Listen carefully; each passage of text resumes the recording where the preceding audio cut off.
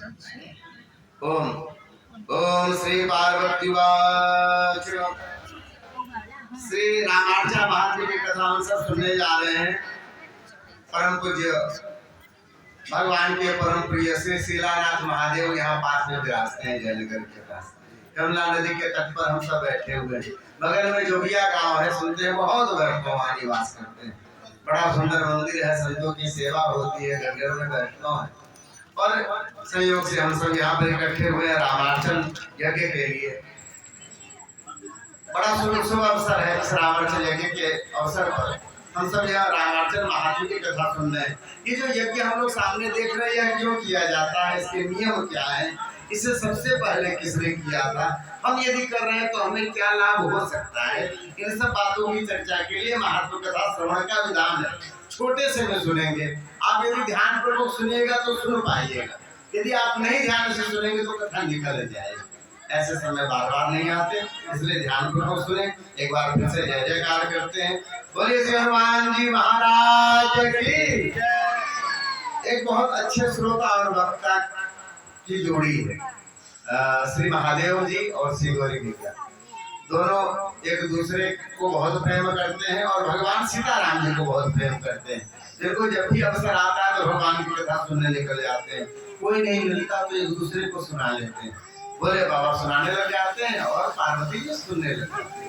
रामचरितमानस में भी यही आया है, सुन शुभ कथा भवानी रामचरित मानस विमल। पार्वती जी सुन रही है, भोले बाबा सुना रहे हैं। यही अवसर आया। एक बार भगवान भोलेनाथ बैठे हुए थे, पार्वती मैया गई हैं और उन्होंने जाकर उनके चरणों में प्रणाम किया। महादेव है, मैया पार्वती है, चरणों में प्रणाम किया और कहा भोलेनाथ को कि भगवान सर्वधर्मज्ञ सर्वशास्त्र विशारद लोकानां कारार्थ नित्यान जनेक। हे भगवान, हे महादेव, आप सभी धर्मों को जानने वाले। संसार में लोगों के उपकार के लिए बहुत सारे यत्न बने हुए। जीवन में व्यक्ति जब जन्म लेता है ना, तो जैसा भी जन्म ले, बिना कपड़े का जन्म लेता है, बिल्कुल निरीह होता है, वो कुछ नहीं कर सकता। मच्छर काटता तो रोता है, पर सोचता है मैं बड़ा होऊंगा तो कुछ जरूर करूंगा, है ना, मैं भी महल बनाऊंगा, मैं भी राजा बनूंगा। माँ भी कहती मेरा राजा बेटा। इतनी सारी बातें लोग सोचते हैं, यानी हम उन्नति सोचते हैं। प्रत्येक व्यक्ति जब जन्म लेता है सोचता है इससे बेटर स्थिति हमारी हो जाए, हम अच्छा कर सके, अच्छा पा सके, अच्छा दे सके। ऐसा बहुत सारे लोगों के मन में होता है, अभिलाषाएं होती हैं, मेरी यह पूरी हो जाए। धीरे धीरे बड़े होते हैं, प्रयास करते हैं, पुरुषार्थ करते हैं, बहुत सारी इच्छाएं पूरी होती हैं और बहुत सारी धरी की नहीं रह जाती। मन में आता है, बचपन से ही इच्छा थी, ये हुआ होता है ऐसा। मतलब इस तरह की अभिलाषाएं पूरी करने के लिए लोग बताएंगे, अरे एक काम करो भैया, आप जाकर के त्रिवेणी में नहा लो, बड़ी भीड़ लगी थी, वहां नहा लो, वहां जो मन में मान लो पूरी हो जाती। तीर्थराज प्रयाग नहाया, पूरी नहीं हुई। महाराजा वृंदावन चले जाओ, बांके बिहारी का दर्शन करो, रात में 2 बजे उठ करके प्रेमानंद बाबा दर्शन देते हैं, करो तो मन की अभिलाषा पूरी हो जाती है। रात में जाके नंबर में लगे, वहां पे 2 बजे रात में खड़े थे, दर्शन किया, लौट करके आए, पर इच्छा पूरी नहीं हुई। कई जगह के ऐसे उपाय हैं, ये देवी है, देवता है, क्या क्या है, पीपल है ना, ब्रह्म बाबा है, सब जगह मना लिया, आपकी अभिलाषा पूरी नहीं हुई। नाना उपाय है, जितनी अभिलाषा है उतने उपाय। भागवत में दिया है, लक्ष्मी चाहिए तो कुबेर का स्मरण करें, आपको यदि सुंदर स्वास्थ्य चाहिए तो अश्विनी कुमार का स्मरण करें ना, यदि आपके जीवन में सौभाग्य की इच्छा है तो गौरी जी की पूजा कीजिए, यदि स्वास्थ्य की इच्छा है और लंबे दीर्घायु की इच्छा है तो भगवान भोलेनाथ की पूजा करें। सबके लिए डिपार्टमेंट है, सबके पूजा का विधान है, सब नियम है, स्तोत्र है। उसके बाद भी जीवन में लोगों की मनोभिलाषा रह जाती है। किसी को बेटा नहीं, किसी को बेटी नहीं, किसी को पोता नहीं, किसी को पोती नहीं। कोई लंबा पढ़ना चाहता था तो महाराज को पढ़ने के पैसे नहीं। बहुत लोग जी घर में खाने वाले हो तो खाने की व्यवस्था नहीं, जिसके पास बहुत सारा धन है उसको खाने वाला कोई नहीं। संसार का यही स्वरूप है। जीवन में बहुत सारी अभिलाषाएं रह जाती हैं, यही पूछती है गौरी जी, हे प्रभु ऐसा कोई उपाय है कि जीवन में जो अभिलाषा हो पूरी हो जाए।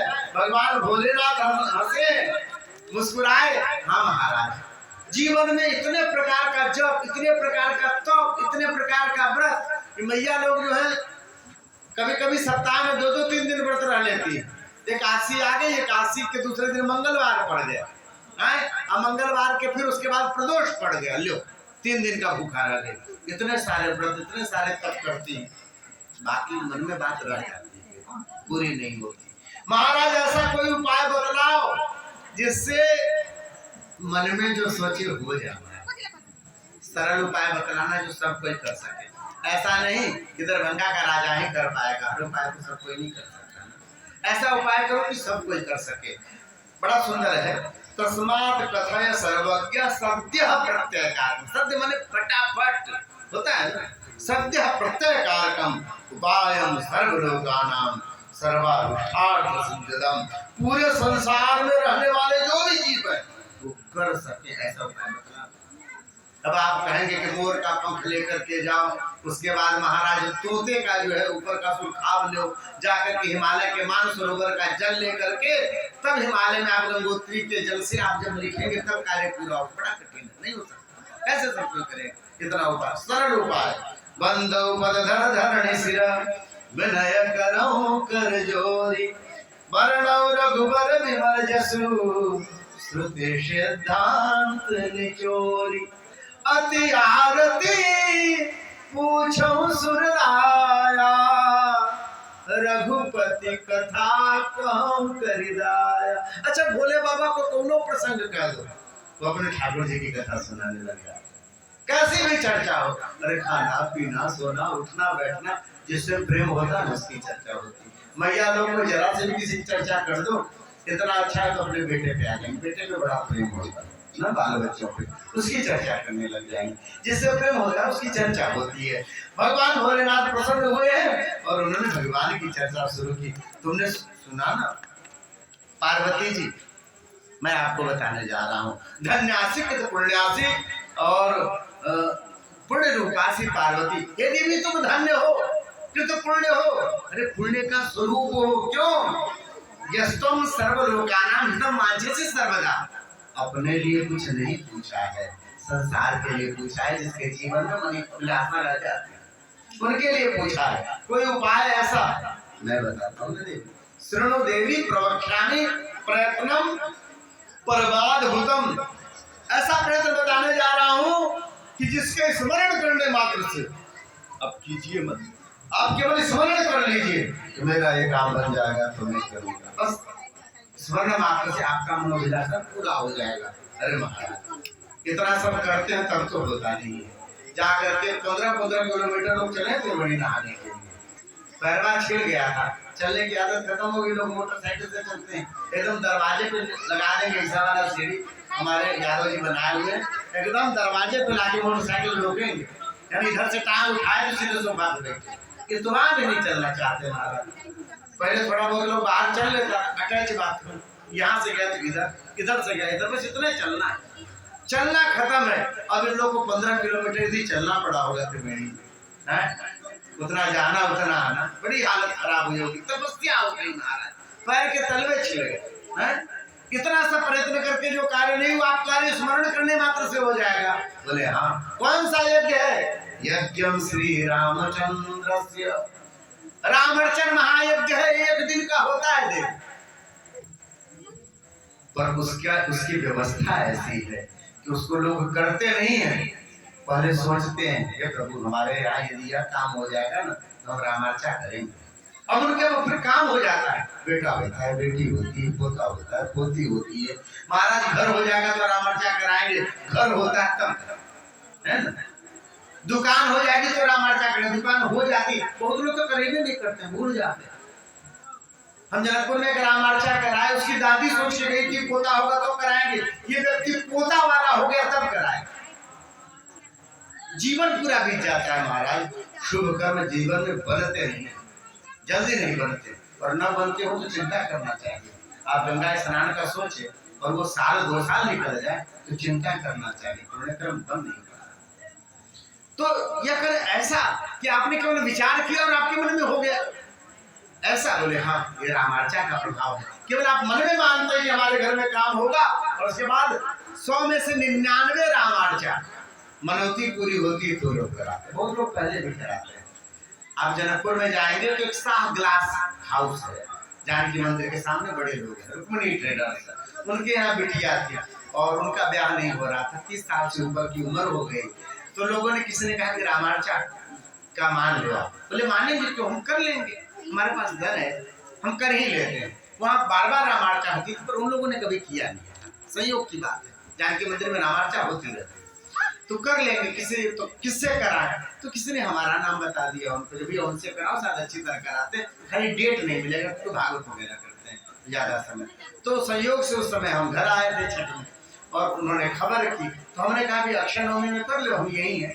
उन्होंने तुरंत व्यवस्था करी और उसके बाद रामार्चा की, यानी मनौती नहीं मानी, उन्होंने पहले कर लिया। बिटिया ने कहा कि भाई तुलसी वाला बैठेगा, तो उसने गले में तुलसी बन करके रामार्चा में गई, बड़े भाव से रामार्चा किया, सब सामग्री चढ़ाई, खूब सुंदर किया, पूरे परिवार को निमंत्रित किया। साहु जी लोग वहाँ बड़ी मात्रा में, बड़ा भीड़ था, जितनी रामार्चा का खर्चा नहीं उससे ज्यादा खिलाने का खर्चा उन्होंने किया। सब कुछ हुआ, प्रसाद बटा, सब गए, हम लोग अपने घर गए। 2 महीने बाद हमारे घर में कार्ड आया, उसकी शादी कर दी, बिटिया ने बुलाया, काठमांडू में है, भगवत कृपा से। तो यह जीवन का स्वरूप है महाराज। रामार्चा जो सोचते हैं, केवल मानते हैं तो हो जाता है। 99 ऐसी रामार्चा होती है जो मन में ऐसा सोचते हैं तब काम हो जाता है, तो लोग कराते, उसमें से आधे लोग नहीं करा पाते, उनकी सद्बुद्धि जैसा काम करती। तो इसमें भी कथा है, यदि आप नहीं कराते तो जीवन में क्या होता है। यदि आपने मान लिया, आपने छोटी मोटी चीजें, जब आप कथा सुन रहे हैं तो आपके हाथ में कोई फूल होना चाहिए, या कोई पैसे होने चाहिए, या कोई सामग्री होनी चाहिए कि आप कथा सुने तो उसके बाद ठाकुर जी को चढ़ा सके। ये जो आप छोटी मोटी चीजें अपने हाथों में लेके चढ़ाते हैं, कोई फूल हुआ, तुलसी हुआ, या कोई पैसे हुए, या कोई वस्त्र हुआ, इन सब के चढ़ाने का क्या फल होता है, इसकी भी कथा आती है। 3-4 कथाएं हैं, जल्दी जल्दी में आपको सुनाएंगे, क्योंकि 8 बजे सबका भोजन का समय है और उस समय हम लोग कथा कर रहे हैं। और कोई भूखा व्यक्ति हो, खाने के मूड में आया, उसको बैठ के कथा सुनाओ तो बेचारे को ऐसे ही सुनाई नहीं देता ना। इसलिए हम लोग जल्दी से करेंगे तो आप ध्यान से सुनेंगे तो सुन पाएंगे। बोलिए श्री रामार्चन महायज्ञ की जय। एक दिन की रामार्चन महायज्ञ, केवल स्मरण मात्र कर लो कि हे रामार्चा जी, हम हाथ में फूल लिए हुए हैं। यदि हमारे जीवन में यह कार्य मन में रह गया है, यदि पूरा हो जाएगा तो हम अपने द्वार पे रामार्चा करेंगे प्रभु। यदि ऐसा सोच लो और ऐसा हो जाएगा, संभव है? बोले हाँ संभव है। ऐसे ही 100 में से 99 रामार्चा होती है। और कितना पावर है रामार्चा का, कितना मांग सकते हैं इसे, कितना मांगा जा सकता है। होता नहीं किसी देवता का पावर है। अब मोबाइल की बैटरी से आप कार तो नहीं चला सकते ना, तो इसका कितना पावर है, कितने क्या मांगा जा सकता है। यहाँ ब्रह्मा जी के विषय में बताते हैं भगवान शिव ब्रह्मा सृजत यज्ञेन, ब्रह्मा जी यज्ञ के प्रभाव से संसार का सृजन करते हैं। हम लोग तो घर बनाते हैं तो 1-2 साल लग जाता है, ठेकेदार पीछे में भाग जाता है, दूसरा मिस्त्री लगना पड़ता है, बड़ी मुश्किल होती है। और वो जो पूरा विश्व बना रहे हैं महाराज, उनको मुश्किल नहीं होती क्योंकि उन्होंने रामार्चा एक किया हुआ है। स्वयं विष्णु जी पूरे संसार का लालन पालन करते हैं। 8-10 आदमी का परिवार होगा महाराज, सबके अनुरूप आप नहीं कर पाते। बेटा कहता बाबूजी हमको बिल्कुल नहीं मानते, महाराज उसको 10,000 का जैकेट दिलवाया, हमें तो दिलवाया ही नहीं। तो इतनी व्यवस्था करने के बाद भी व्यक्ति संतुष्ट नहीं कर पाता परिवार को। परमात्मा वहां बैठे हुए मच्छर से लेकर के इंद्र तक का पेट कैसे भरेगा, उसकी व्यवस्था कैसे करते हैं, रामार्चा के प्रभाव से करते हैं। ब्रह्मा सृजत यज्ञेन विश्वम विष्णुश्च रक्षति। और सुनो देवी, इतना बड़ा संसार है, जब प्रलय ला करके डिस्ट्रॉय करना होता है तो बड़ा कठिन काम है, तोड़ना फोड़ना बहुत कठिन काम महाराज, बड़ा समय लगता है। और वह भी मैं सरलता से कर पाता हूँ रामार्चा के प्रभाव से। अब जब सुना उन्होंने तो बड़ा आश्चर्य लगा। एक बात और बता दे, रामार्चा के बिना जीवन में कार्य की सिद्धि नहीं होती। आपने जितना व्रत किया, जितना तप किया, जितना दान किया, जितने यज्ञ किए, वह सब फलित नहीं हो रहे। बोले महाराज जितना तप पूजा तो किया था, काम नहीं बना। रामार्चा मन में मान लिया तो काम कैसे बन गया। संसार में जितने भी कार्य हैं, पूजा पाठ तीर्थ व्रत जप, उन सब कार्यों का जो फल की प्राप्ति तब होती है जब आप रामार्चा करते हैं। मतलब सभी कार्यों की जो पूंजी है ना वो रामार्चा है।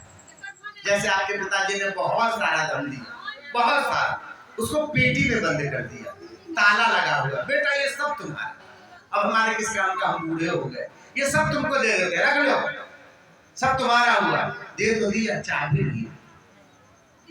तो पेटी में धन है, बहुत सारा धन है, बड़ा ही रामणी मालिक है, पर वो आपके काम नहीं आएगा जब तक उसकी चाबी आपको नहीं मिलेगी। आप एक खिल्ली पान नहीं खा सकते। अरे हमारे बाबूजी बड़ा धन रखे हैं उसने पेटी में, निकलेगा तो हम तो को देंगे, पान खिलाएगा क्या? नहीं खिलाएगा। जब तक खुलेगा नहीं तब तक आपको मिलेगा नहीं। तो जितना कुछ भी हो, तीर्थों का, व्रत का, जप का फल तभी मिलता है जब रामार्चा की कुंजी जीवन में आ जाती है।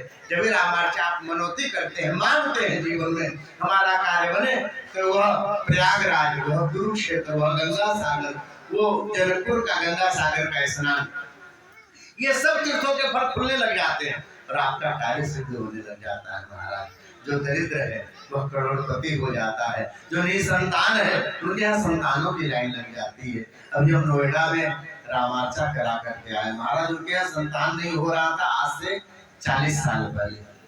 महाराज उन्होंने मनोती मानी अयोध्या में कि हमारे यहाँ होगा तो रामार्चा करेंगे। 4 साल में 4 संतान हुई, बड़ा अजीब सा लगता है। 4 साल में 4 संतान होगी उनको, और बड़े परेशान थे, एक को गोद में रखे हुए तब तक दूसरा संतान प्रकट हो जाता था, यह क्रम था।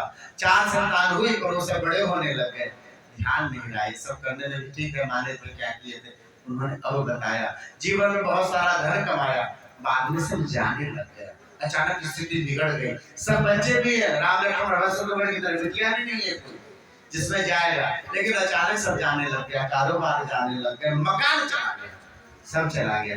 हमें बता रहे थे हमें रामार्चा करनी है, हमने बताया कि आपकी स्थिति तो बड़ी खराब है, तब उन्होंने बताया कि हमारी ऐसी ऐसी बात थी, लगता वही है, सब चला गया पता नहीं कैसे। उन्होंने बड़े मन से रामार्चा किया है वहाँ पे नोएडा में, और किया जीवन में जैसी भी है। अभी फिर हमें बुला रहे हैं श्रावण में, टिकट बन गई है 18 तारीख की। तो कहने का अर्थ यह है कि महाराज जीवन में जो भी चीजें होती है परमात्मा वो है, वो दे सकते हैं, और यह रामार्चा के प्रभाव से सब मिलने लग जाता है। जीवन में ऐसा कुछ भी नहीं जो रामार्चा न दे सके, इसलिए भावपूर्वक इनकी कृपा माननी चाहिए, खूब श्रद्धा करनी चाहिए। यहाँ पर उन्होंने एक बहुत सुंदर कथा सुनाई है। देखो महाराज, जीवन में किसी तरह का रोग हो जाए, किसी तरह का ऋण हो जाए, होता है जीवन में, हो जाता है, छूट नहीं रहा है। रामार्चा जी का मानो यदि छूट जाता है तो हम कर दें। कृपालु है ठाकुर, परम कृपालु है। जैसे बेटा कुछ भी गलती करता हो, माता पिता उसके लिए क्षमा ही करते हैं, कुछ भी क्या करें बेटे, उपाय नहीं, तो सब कृपा करते हैं परमात्मा। जैसा भी जीवन में किसी प्रकार का दुख हो, द्वेष हो, और किसी प्रकार का संकट हो, सबका समाधान करता है। एक कथा सुनाते हैं महाराज। सबसे पहले किसने सुना था और किसने कहा था? ब्रह्मा जी महाराज विष्णु भगवान के नाभिकमल से प्रकट होते हैं। वहां पर ब्रह्मा जी ने संसार देखा तो चारों तरफ, ये क्या यहाँ कुछ बात हो रही है, इनको मना कीजिए। चारों तरफ केवल जल ही जल दिखाई दिया, जल ही जल दिखाई दिया। चिंतित हुए, बोले मुझे जिसने प्रकट किया है वह प्रकट हो। जब भी ऐसा कहा भगवान विष्णु प्रकट हुए हैं, क्या बात है, आप सृष्टि करो ना। बोले कैसे करें? अरे रोटी बनाने के लिए भी तावा चाहिए, चकला चाहिए, आपको आटा चाहिए, पानी चाहिए, तब तो रोटी बनेगी, आग चाहिए, कैसे बनेगा? फिर इतना बड़ा संसार कैसे बन जाएगा? बोले आप रामार्चा करो। कैसे रामार्चा करें? भगवान विष्णु ने बताया है महाराज। पहले रामार्चा का सबसे बड़ा नियम क्या है? संत महात्माओं के वैष्णवों के चरणों में जाकर के सूचित करते हैं कि हमारे यहाँ रामार्चा है, आप आइए, रामार्चा है हमारे यहाँ आइए। कब आए हम आपको खबर करेंगे। फिर ज्योतिष को कह करके सुंदर तिथि रखते हैं और रामार्चा का प्रतिपादन करते हैं। सुंदर से स्थान को, यदि तीर्थ हो तो सबसे उत्तम, नहीं हो सुंदर से स्थान को गोबर से लीप करके, या आप देख रहे हैं कदली फल वाले 4 वृक्ष लगा करके, सुंदर पीला सरक बिछा करके, 21 कोष्ठक यंत्र बना करके, और तब जो है उस पे रामार्चा जी की जाती है। 6.25 किलो शुद्ध घी का लड्डू कम से कम बनना चाहिए। अधिक में आप चाहे 20 किलो बना लो, आपका जितना बड़ा परिवार, जितना बड़ा गांव को बांटने का मन हो, 6.25 किलो पूजा पे ही चढ़ता है, नियम। यदि आप उससे कम चढ़ा रहे हैं तो आप नियम का कर रहे हैं, खंडन कर रहे हैं, ऐसा होता है। 6.25 किलो पूजा पे चढ़ता है, और वस्त्रों से सुंदर सामग्री से पूजा की जाती है। शुरू पहले वाले आवरण में 23 देवी देवताओं का पूजन, द्वितीय आवरण में 13 देवी देवताओं का पूजन, तृतीय आवरण में 7 देवी देवताओं का पूजन, और अंतिम में कथा होती है जी। राम जी की षोडशोपचार पूजन के बाद। यह नियम है, ब्रह्मा जी को बताया। और सुनो ब्रह्मा जी, यह रामार्चा पिछले जन्म में आपने मंदाकिनी के तट पर चित्रकूट में सुनी थी, किया था। उसका जो प्रसाद पाया ना, उसके फलस्वरूप इस जन्म में ब्रह्मा बने हुआ। यह रामार्चा के प्रसाद की महिमा है, यज्ञ की महिमा है। जब ब्रह्मा जी को ऐसा कहा, ब्रह्मा जी ने नियम से यज्ञ किया। और रामार्चा के प्रभाव से हम एक घर बनाते हैं तो जीवन लगता है, इतनी बड़ी सृष्टि बनाते हैं। भगवान के एक एक रूम में करोड़ करोड़ ब्रह्मांड है, रोम रोम प्रतिलागी कोटि कोटि ब्रह्मांड। ऐसे परमात्मा के ब्रह्मांडों का सृजन प्रत्येक जीव को बनाना। अभी तो हम लोग खोजे रहे किसी गैलेक्सी में और कोई जीव है कि नहीं, और यहाँ बड़े बड़े महाराज इतना विशाल सृष्टि। तो ब्रह्मा जी का अपना कार्य बन गया, उन्होंने सृष्टि कर ली। बोलिए भक्तवत्सल भगवान की। एक बड़ी सुंदर कथा आती है कि महाराज मथुरा में एक ब्राह्मण थे, सूरत ब्राह्मण। और ये जो ब्राह्मण थे, ये ब्राह्मण भगवान के परम भक्त थे। इनके जीवन में क्या हुआ, बहुत बड़े विद्वान थे। इनके जीवन में क्या हुआ, नारायण नारायण नारायण। इनके जीवन में क्या हुआ कि रोग आ गया, महारोग आ गया। ऐसा रोग आ गया, शरीर गलने लग गया जी। तो ब्राह्मण देवता विद्वान थे, उन्होंने सब शास्त्र वगैरह पढ़ा, जितने तरह के पूजा हो सकते हैं, दान हो सकते हैं, जितने प्रकार का जप हो सकता है, सब कराया। रोग ठीक नहीं हुआ। वैद्य, हकीम, डॉक्टर सब कर लिए, नहीं ठीक हुआ। जितने प्रकार के उपाय बताए लोग कहते हैं जनकपुर में जाओ, पाप विमोचनी सर जो है, कपाल विमोचनी सर में स्नान कर लो, महाराज खजूर दे के ठीक हो जाए, है ना। ऐसा करते हैं, ऐसा हुआ भी है। लोग बहुत सारे हमारे सामने कल चक्रवर्ती भैया मिले तो उनको यही हुआ। उन्होंने बताया 21 दिनों तक उसमें महाराज जी जबरदस्ती स्नान करा, बड़ा गंदा पानी, मन नहीं करता था जाने का। और महाराज फिर दोबारा उनके शरीर में खजूर नहीं आया। तो जितने उपाय थे उन्होंने, स्नान कर लो, दान कर लो, व्रत कर लो, पूजा कर लो, सब कर लिया, नहीं ठीक हुआ, शरीर गलने लग गया। लोग उनसे दूर भागते, नाक पे रुमाल रख के, परिवार वाले भी नहीं आते, दूर से थाली सरका देते। बुरा लगा, वन में चले गए, मर जाए, खप जाए, खत्म हो जाए, अब इनके बीच में नहीं आना। सोचिए यदि आत्महत्या करेंगे तो पाप लगेगा, प्रेत बनना पड़ेगा। कोई जीव मार के खा जाएगा तो हमारा दोष नहीं ना, उसमें जंगल में चले जाते हैं। गए थे मरने के लिए, और होता क्या है, भगवान की कृपा कहाँ बरस रही है कौन जानता है। अचानक वहां पर ऋषि के ऋषि दिखाई दी, साधु, माथे पे तिलक, गले में तुलसी। देखा है महाराज, तो हृदय को जो रोक के रखे थे ना, वो हृदय फट पड़ा, यानी रो पड़े हैं जोर से। जाके चरण पकड़ लिया महात्मा का। क्यों रो रहे हो ब्राह्मण, क्या बात है। तब उन्होंने बताया कि मैं भयानक रोग से पीड़ित हूँ, मैं मरने के लिए आया महाराज। कोई जीव खा जाए, सिर भालू खा जाएगा, शरीर खत्म हो जाएगा, मैं जीना नहीं चाहता। आपको देखा तो हृदय फटना है महाराज। नरक सेव दे हम नवमास तक तुम क्षति, नारकीय जीवन भी रहे फिर भी शरीर में बड़ा मोह होता है, छोड़ना नहीं चाहता इसे। ऋषि ने कहा एक उपाय करें। बोले क्या, तुम रामार्चा कर लो ब्राह्मण। रामार्चा? बोले हाँ, मेरे जीवन में ऐसा हुआ है, जब द्रवही दीन दयालु राघव साधु संगति पाई। जीवन में कोई साधु आया तो मनोभिलाषा पूरी हुई। आपके जीवन में घटना घटी? बोलिए हाँ, मेरी पत्नी ने एक बार बड़ी सेवा की, हमारी सेवा की। अब पत्नी यदि सेवा करे और बहुत सेवा करे तो थोड़ा सा तो मन में होता है, जैसा सबके होता है। तो महाराज उन्होंने पूछा तुम्हारे मन में कोई बात है क्या, इतना ख्याल रख रही हो, जब जो खाना हो, जब कुछ पहनना हो, कुछ हो, मन की बात जानते खट से कर दे रही है, कोई मन में बात हो तो बताओ, सेवा का कारण क्या है? तो उसने बताया कि महाराज हमारे मायके में कोई हमारे वंश को चलाने वाले, पिताजी के वंश को चलाने वाला कोई बालक नहीं। आप इतना पूजा पाठ कराते हैं, इतना करते हैं, लोगों की मनौतियां पूरी होती है। आप कोई उपाय बताइए कि पिताजी की मनौती पूरी हो जाए, उनके घर में लाला हो जाए। उन्होंने कहा कि मैं अपने पिताजी से पूछ के बताऊंगा। उन्होंने भृगु ऋषि से पूछा और भृगु ऋषि ने कहा कि सुनो, उनको बोलो कि रामार्चा करेंगे। और कहते हैं रामार्चा किया उनके पिताजी ने। उनके यहाँ संतान के रूप में महाराज ऐसे महर्षि लोग आए हैं, उस रामार्चा के प्रभाव से जिसको संसार जानता है, स्वयं बाबा विश्वामित्र जी इसी रामार्चा के प्रभाव से आए थे। जिस परमात्मा के ध्यान के लिए, पूजन के लिए और मिलने के लिए लोग हजारों वर्ष की तपस्या करते हैं, वह परमात्मा राम और लक्ष्मण के रूप में उनके पीछे पीछे पैदल जनकपुर तक आए। यह विश्वामित्र जी महाराज रामार्चा के प्रभाव से प्रकट हुए, परशुराम जी महाराज रामार्चा के प्रभाव से प्रकट हुए। जब ऐसा सुना ब्राह्मण देवता लौट करके मथुरा गए और उन्होंने फिर सामग्री खरीदी। क्या खरीदा होगा? बेसन खरीदा होगा, शुद्ध घी खरीदा होगा, लड्डू बनवाए होंगे, फल फूल खरीदा होगा और सब सामग्री खरीद करके उन्होंने रामार्चा किया, सबको प्रसाद बांटा और स्वयं उसको पा करके और फिर सुबह में जब उठे हैं शायद पॉजिटिव सोच रहे होंगे, अच्छा हुआ, धीरे धीरे ठीक होने लगे। अरे बिल्कुल स्वस्थ हो गया ब्राह्मण, एकदम स्वस्थ हो गए। अब तो लोग उसको देख के बड़ा आश्चर्य लगे, ऐसा कैसे हो गया? सब लोग ठीक हो गया। अब तो बार बार रामार्चा ठान लेते थे, कभी पूर्णिमा को, कभी अमावस्या को, कभी ऐसा बहुत लोग करते भी हैं जीवन में। जिनको जीवन में उन्नत होता रहता है तो समझते कि ये लाभ का विषय है, वो लोग करते रहते हैं। बहुत लोग के मन में आता है बाबा जी लोग जुटा लिए हैं, लोगों खाने पीने का जुगाड़ कर लिए अपना, अब हमको परेशानी ठीक है, 2-4 दिन करेंगे तो चले जाएंगे। ऐसा अपना भी स्वरूप आता है। हम अभी रामार्चा करा के आए मनमोहन जी का, सामान्य दुकान वाले थे महाराज, दोनों बच्चे उनके सेटअप हो गए, करोड़ों का सोचते तो होता है, हजारों गाय पड़ती, सब व्यवस्था बनता है। किसी की बिटिया की शादी हो गई, कुछ हो रहा है, कहीं कुछ हो रहा है, रामार्चा जब होता तो ठान लिया। ठाकुर जी सब व्यवस्था करते हैं। परमात्मा जिनके चरण को लक्ष्मी दबाती हो, जिसके लिए लक्ष्मी के लिए संसार बनता है, तो किसी तरह जेब में आ जाए, घर वाले में आ जाए, और जिनके चरण को दबाती हो उसके भक्त जो चाहे पूरा ना हो, निश्चित रूप से पूरा होता है।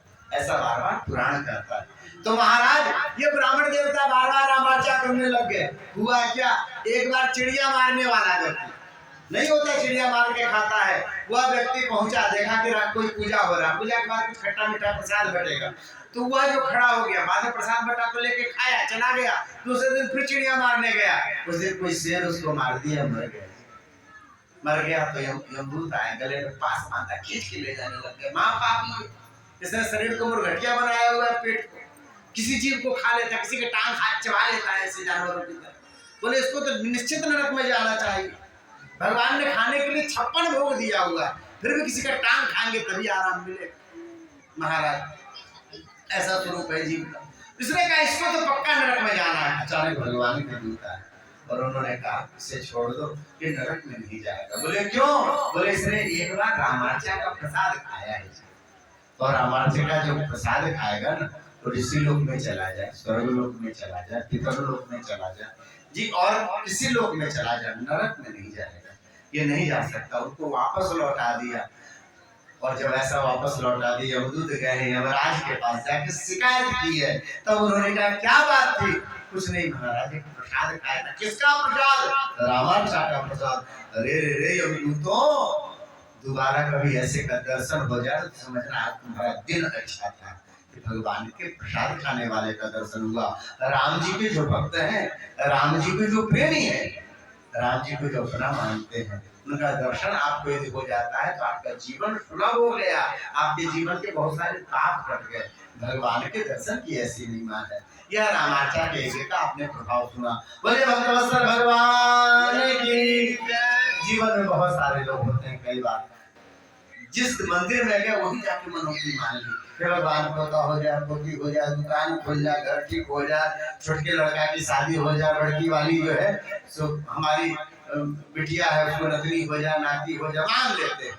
कई बार मान लेते हैं, जब हो जाता तो भूल गए रहते हैं, क्योंकि जहाँ गए इतना मांगने का आदत है कि कई जगह भूल गए रहते हैं। हम ये कर देंगे, ये कर देंगे, ठाकुर जी लड्डू चढ़ाएंगे, पेड़ा चढ़ाएंगे। इसका असर क्या होता है? एक कथा आपको हमने छोटी सी बताई, फिर आपको बताते हैं कि महाराज एक बनिया था, बनिया, उसके जीवन में ऐसे ही घटना, उसका नाम था सरम। कई बार जैसा नाम होता है वैसा उसका जो है जीवन नहीं होता। कलयुग में नाम रहेगा लक्ष्मी महतो, और उसके जीवन में कोई लक्ष्मी नहीं रहती, बेचारा ईटा होता है। नाम रहेगा सरस्वती देवी, को पढ़ना इनको नहीं जानता, ऐसा कई बार आता है। इनका भी नाम था सरम, पर इनको शर्म नहीं थी महाराज। जीवन में जाकर के देवी देवता का मनौती कर लेते थे। हमारी फैक्ट्री खुल जाएगी ना तो हम ये कर लेंगे, हमारे जीवन में यदि ये दुकान खुल जाएगा चौकीदार ना तो ये करेंगे, मकान बन जाएगा तो ये करेंगे। मान्यता के लिए ब्राह्मणों को बुलाया, पंडित जी ये वाला अनुष्ठान कर दो, किसने बताया क्या बनता है? पंडित जी से अनुष्ठान करा लिया, कितनी दक्षिणा देंगे, करेंगे। जब देने की बात हुई तो महाराज मुंह बना लिया। ऐसा कई बार किया। उसके जीवन में बड़ी उन्नति, उसकी फैक्ट्री खुल गई, उसकी दुकानें खुल गई, सब खुल गई। पर क्या हुआ, जो उसके यहाँ देवता गए या जो भी ब्राह्मण है सब असंतुष्ट होकर के आए, दुखी होकर के आए। देवता जो थे, नौकर ने बताया, अरे सेठ जी आप आपने पिछली बार कहा था कि चौक वाला पैंती शुरू खुल जाता है, तो हनुमान जी को कहा था कि 1.25 मन लड्डू चढ़ाएंगे। भूल गया, साल भर हो गया, हम बगल में खड़े थे, हमको याद है सब तो सेठ जी, भगवान का ठिकाना नहीं रहता कब क्या पलट गया आदमी का। बोले काम करो, ये लो 1.25 रुपया और जाकर के वहां चढ़ा देना। अरे 1.25 मन की बात हुई थी, अपना मन चढ़ा देना। तुम्हारा मन किस काम का? तुम तो अपने मन से चलते हो, हम जो कहते हैं करते हो, अपना मन तो तुम्हारा चलता नहीं है। अपना मन जाके और ये 1.25 रुपया चढ़ा देना, 1.25 मन हो जाएगा। पैसा करके हनुमान जी के पास भेज दिया। ठाकुर जी की कैसी लीला होती है महाराज। अचानक जीवन में परिवर्तन आया। कुछ होता है बीच में कोरोना वगैरह हो गए थे, अचानक बहुत सारे कारोबार में बदलाव, बड़े लोग ऊपर चले गए, ऊपर वाले नीचे चले गए, बहुत सारे लोग बागेश्वर धाम को दुनिया जानने लग गई, अनिरुद्धाचार्य जी को सब जानने लग गए, है ना? कोई नहीं जान रहा था। कोरोना में बहुत लोग खाने की मांदी पड़ी थी, अनिरुद्धाचार्य सबको खिला रहे थे, कहते हम इतने गरीब थे कि हमारे बाबूजी भीख मांगा करते। दुनिया बदल गई बहुत लोग। ऐसा ही आया, उसका जीवन पलटा, घाटे लगने लगे कारोबार। बैंक से लोन लेकर के बहुत लोग कारोबार करते हैं, ज्यादातर कारोबारी। बैंक ने दबिश दी कि आपने लोन के पैसे नहीं भरे, बैंक ने फैक्ट्री पे ताला मार दिया, घर पे ताला मार दिया, कारोबार पे ताला लगना शुरू हुआ। जितने घर परिवार थे सब छोड़ के चले गए, बेटा बेटी पोता पोती पत्नियों छोड़ के चल गए। तुम्हारे यहाँ कौन रहे? जब देखो सुबह शाम पुलिस वाले आ रहे, तगादे वाले आ रहे, परेशान रहते, हम लोग दिखाई देते थे, सब छोड़ के चले गए। जब धन वाला व्यक्ति रहता है तो दूर के मामा, दूर के चाचा, दूर के भैया, ऐसा रिश्ता लोग बनाते हैं। अरे जानते हो अमुक साहू जी को? अरे नहीं जानते, हमारे मौसा के साथी के बेटे लगते हैं लोग, ऐसा रिश्ता लोग बनाते हैं। पर जब धन नहीं रहता ना, अपना सगा भाई भी साथ नहीं देता, बेटे साथ नहीं देते महाराज। संसार ऐसा ही, सब कुछ चला गया इसका, सड़क पे आ गया। अब व्यक्ति बहुत धनी रह चुका हो, सम्मानित रह चुका हो, जब उसके बीच में असम्मान होता है, लोग ध्यान नहीं देते, जो धन के कारण आदर करते थे उन्होंने आदर बंद कर दिया, तो बुरा लगा, हिमालय में चला गया, सोचा वहीं गल जाएंगे, खप जाएंगे, मर जाएंगे, यहाँ नहीं आएंगे। रोता हुआ जा रहा था, भगवान को दया लगी, बद्रीनाथ भगवान आए हैं ब्राह्मण के वेश में, क्यों रो रहे हो बनिया, क्या बात है? बोले क्या बताएं महाराज, कौन पाप जगा हमारा, अपने जीवन में अपने हाथों से धन कमाया, अपने हाथ से मकान बनाई, हवेली बनाई, फैक्ट्री बनाई, दुकान बनाया, सब बनाया, पता नहीं क्या हो सकता है, सब चला गया महाराज। जितने में शुरू किए तो उससे भी कम हो गए, अब लौट करके जाओ तो करोड़ों का करें, ऐसी स्थिति हो गई। जानते हो बढ़िया क्या बात है, कौन सा पाप है, कौन सा पाप?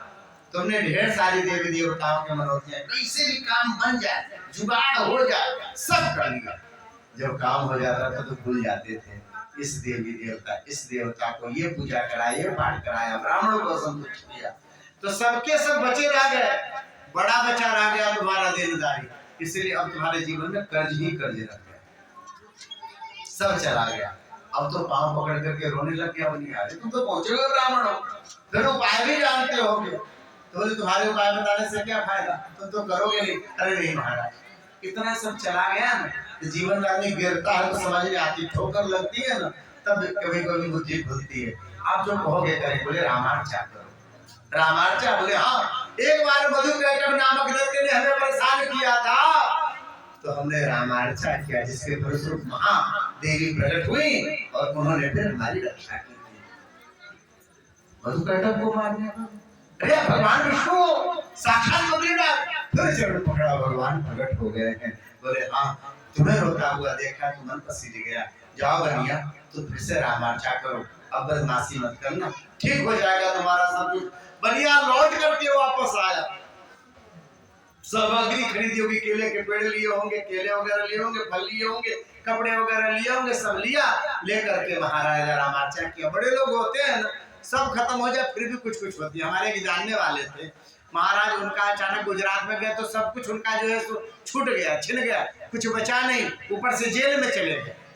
वहां से वो बोले कि भैया हमारी स्थिति बड़ी खराब है, हमको तो जेल में डाल दिया, हम तो दूसरे काम से आए थे, हम रामार्चा में बैठे थे। बोले हे ठाकुर जी, एकदम वहां कोई अपना नहीं, यदि ये छूट जाता ना तो रामार्चा करेंगे, अभी जाके 4 महीना पहले उसकी रामार्चा करें।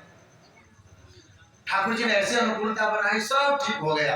अंतिम में लौटने का पैसा नहीं था, तब तक याद आया सिकड़ी जो पहने हुए 3-4 तोला का है, बेचा, 2 लाख रुपए हाथ में आया, सब ट्रक से फिर सामान लेकर के यहाँ पहुंच गए, सब हो गया। तो बड़े लोग होते हैं हाथ पैर में भी कुछ ऐसा पानी रहते तो काम बन जाता है।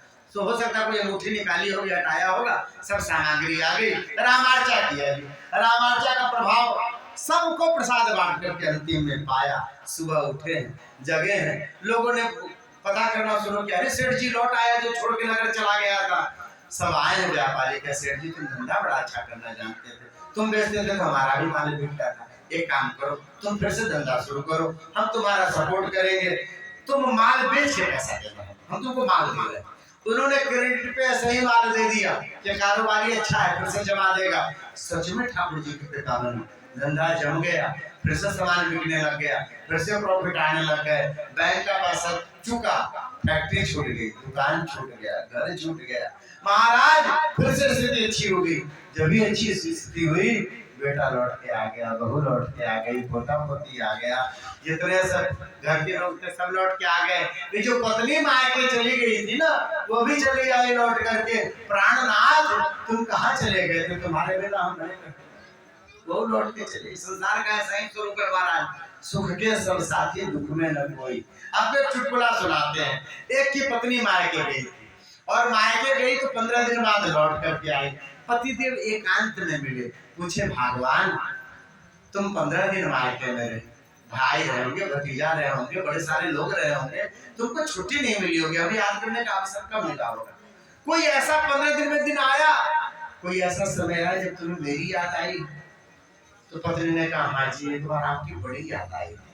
पति का मन प्रसन्न हो गया, पूछा देवी कब? बोले बस स्टैंड पे उतरे, जब कूली नहीं मिला ना तो पेटी बड़ा भारी, तो आपकी उस समय बड़ी याद आई। परमात्मा का यही स्वरूप है महाराज कि जीव जिसको जिसको अपना मानता है, सब परिस्थितियों के अनुसार अपने बनते हैं। उसने बहुत दिन तक ऐसे ही रामार्चा बार बार की और उसके बाद जीवन भर सुख से रहा, मरने के बाद भगवान के धाम को गया। बोले भगवान भगवान की। एक और कथा थी, एक महाराज विमद नाम का ब्राह्मण था जो अपने स्तर से गिर गया, चोरी करता था, डकैती करता था, धन के लिए जुआ खेलता था, वैश्या काम हो गया। लोगों ने उसको देश से निकाल दिया तो गुजरात चला गया।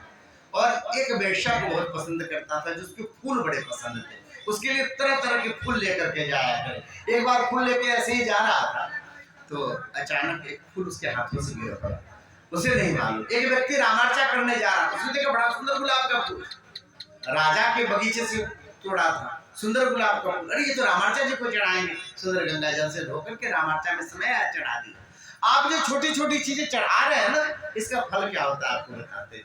तो चढ़ा दिया, रामार्चा जी में चढ़ गए, इसे कुछ नहीं मालूम, ये तो चोर है। इसने एक ब्राह्मण के यहाँ चोरी की, जाग हो गई, लोगों ने पकड़ लिया, इतना कूटा वही मर गया विमद नाम का ब्राह्मण मर गया। तो महाराज यमदूत सब आए, गले में पास बांधे, चित्रगुप्त ने लेट बोला हरे राम राम, इसने ब्राह्मण के शरीर में रह के इतने पाप किए।